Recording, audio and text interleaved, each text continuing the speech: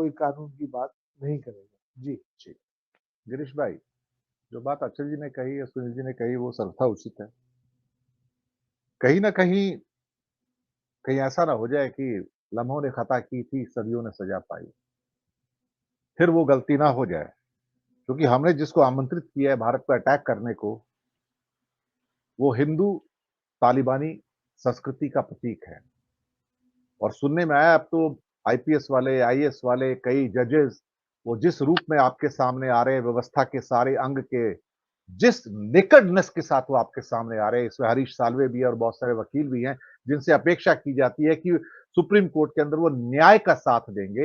वो इस नेकेडनेस के साथ सामने आए हैं कि आपको अब कोई फर्क नहीं रह गया कि रावण कौन है, राम कौन है सर। ऐसे में अगर लोग रावण से फिर प्रभावित हैं और सोने की लंका ही चाहिए और ना उन्हें अपनी आजादी चाहिए, ना अपना भविष्य चाहिए, तो फिर भी सर, फिर हम जैसे जो लोग हैं, वो तो चक्की में गेहूं के साथ घुन की तरह हम भी पिस जाएंगे। वो तो मरेंगे मरेंगे, लेकिन उससे पहले हम मरेंगे, इसमें कोई शक वाली बात नहीं है। गिरीश जोशी।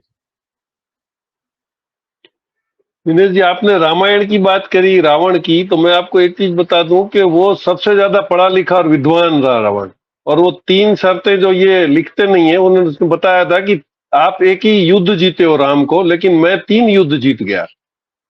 एक तो रावण, मेरा हार जाने के बाद भी रावण की जो वंशज है वही लंका में रहा, क्योंकि वो विभीषण वहां पे राजा बना, तो रावणों का राज खत्म नहीं हुआ।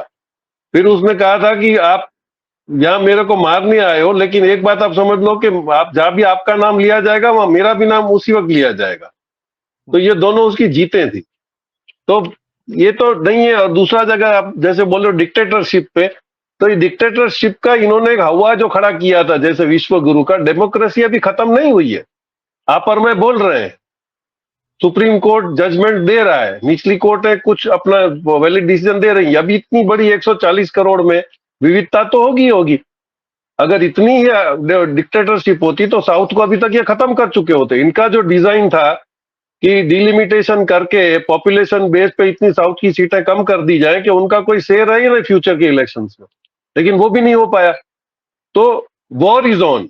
हम किसी को डिसहार्टन नहीं करना चाहते कि लड़ाई नहीं होगी। और अभी केजरीवाल का अंदर जाना और कांग्रेस का अकाउंट बंद करना, ये इतना वाइड स्प्रेड मैसेज गया है कि इनको लग रहा है कि हमारा कुछ फायदा तो हुआ नहीं, लेकिन दूसरों का नुकसान देख के तो वो भी डर रहे हैं। तो डिसीजन ऑब्वियसली अलग ही आएगा। और इसके साथ मैं आपको इजाजत दे तो ये जो आप देशभक्ति की जो बात करते हैं उसका मैं अभी एक ताजा उदाहरण आपको दे दूं। अभी बड़े गाय बगाए पीएम साहब सब जगह बोल रहे हैं वो कच्चा टीपू के बारे में, श्रीलंका के बारे में, जो टापू दे दिया था, बेच दिया था। अभी 5 दिन पहले की मैं आपको स्टोरी बताता हूं कि सर क्रीक जो एरिया है, जो पाकिस्तान और इंडिया के बीच में काफी टाइम से डिस्प्यूट में रहा है, उसके वहां उस एरिया में गोल फिश आती है, GHOL गोल, आप सर्च कर सकते हैं। वो एक की कीमत 5 लाख रुपए तक जाती है गोल फिश की। और वो इतनी इंपॉर्टेंट फिश है मेडिकली सब तरह से। वो फिशों को आपने उस वहां पे नारायण सरोवर, जो एक 5 सरोवर में से एक बहुत ही फेमस इंडिया का पिलग्रिम्स नारायण सरोवर, उस एरिया को इन्होंने नो फिशिंग जोन डिक्लेयर कर दिया। और नो फिशिंग डिक्लेयर जोन करने के बाद करोड़ों रुपए का धंधा इंडियन फिशरमैन का खत्म हो गया। और उसी एरिया में पाकिस्तानी बोट बिंदास आके फिशिंग कर रही है, क्योंकि वो उनका एरिया है। तो ये देशभक्ति है। आपको तो वहां पे नेवी खड़ी है 15 नॉटिकल माइल पे, कोस्ट गार्ड खड़ी है, मरीन पुलिस खड़ी है। आपको तो वहां पे जैसे आप सोमालिया भेज रहे हो बचाने के लिए, वहां पे इनको आपको यहाँ पे पेश करके बोलना चाहिए कि आप फिशिंग करो, हम बैठे हैं।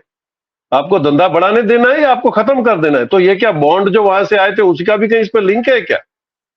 तो ये देशभक्ति की बातें करते हैं, लेकिन पब्लिक जो आगे परेशान हुई है वो समझ रही है। क्योंकि इसमें ऐसा नहीं था कि फिशरमैन सारे बॉर्डर पे मुस्लिम ही थे। वो जो उनके डीलर थे जो आके परचेज करते थे, उसमें एक्सपोर्टर्स तो सारे हिंदू हैं। लेकिन वो उनको परेशान करने के चक्कर में आपने हिंदुओं का करोड़ों का धंधा बिगाड़ दिया। एक शिप में एक टाइम में 12-12 करोड़ की फिशें पकड़ी जाती थी और वो धड़ल्ले से धंधा करते थे। आपने उसको वो मैरीटाइम प्रोटेक्टेड एरिया डिक्लेयर करके आपने नो फिशिंग जोन कर दिया। हालांकि पूरे वर्ल्ड में सबसे बढ़िया गोल्ड फिश उस एरिया में मिलती है। तो ये जो इनका जो दोगलापन है, ये वो एडवर्टाइजमेंट कुछ भी करे, लेकिन ग्राउंड रियलिटी में हर पब्लिक समझ रही है। क्योंकि उस एरिया में जो वोट देने जाएगा, उस एरिया वाले को पता है कि वो कहां कहां परेशान हुआ है, उसका कैसे धंधा खत्म हुआ है। स्टार्टअप इंडिया कैसे उनका खत्म हो गया, उनको कैसे धंधा नहीं करने दिया जाता। तो इतना इजी नहीं है डेमोक्रेसी, डिक्टेटरशिप को बिठाना इस देश में। एक ये आगे भी वो ट्रायल फेल हो गई है और इस बार भी फेल हो जाएगी। जी, इम्पोर्टेंट बात कही कि इतना इजी नहीं है, पर समझ